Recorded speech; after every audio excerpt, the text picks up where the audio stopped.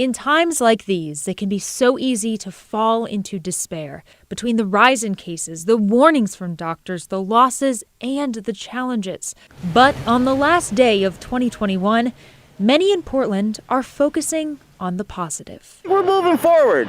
So I'm looking forward to this year. History repeats itself. We survived the Spanish flu. We can survive this. We just have to stick it out. Working in what I work in, I have to fight a lot of fatigue every day. Let's get vaccinated, get your booster, and wear your mask, and keep others safe. Let's take care of each other. But it can be hard to push past pandemic fatigue if you're feeling less than cheerful or quite literally exhausted. Dr. Margaret Cary, a psychiatrist and OHA advisor, says you're not alone. What has been so challenging about COVID has been the big ups and downs. We get a particular surge, and then we're not sure if how long we're going to be able to remain in this period of being able to relax some of our most effective public health mitigations. And then we have a new variant, and that disappointment and that uncertainty is very taxing. In those moments of uncertainty, Dr. Cary says to focus on emotional health whenever you can.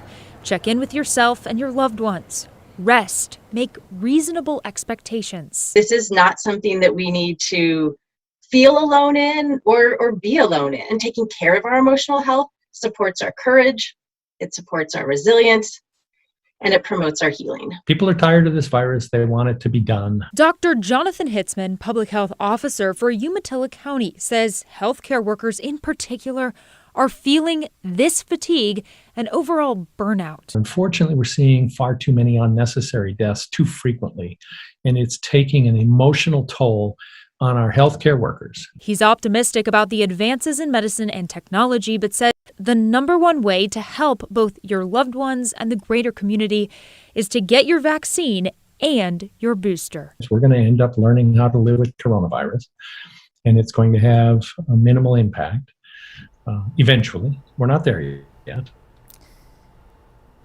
Now, like the pandemic's ups and downs, Dr. Cary says your emotional well-being, your mental health might look like that too. Instead of thinking of the downtimes as a setback, think of it as a process that may help you build up your resilience over time.